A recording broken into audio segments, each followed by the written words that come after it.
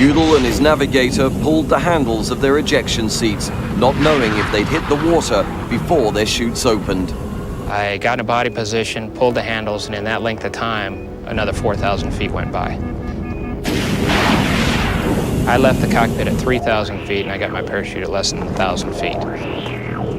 Had I waited even a half a second longer to pull the ejection handles, I would have hit the water still in my seat. It felt like somebody had just hit me with a train.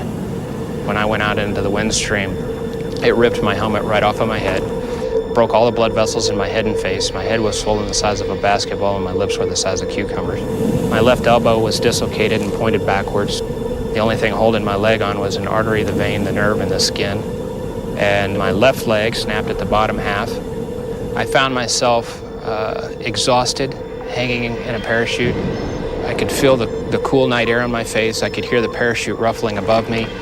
When pilots eject, their seats automatically deploy a one-man life raft, just in case, like Udell, they eject over water.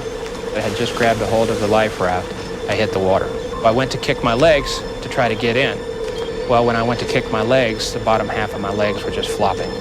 This arm's bent backwards, my legs are flopping, and I've got one arm that I'm holding onto this life raft with. And I thought, you know, I'm gonna die out here tonight.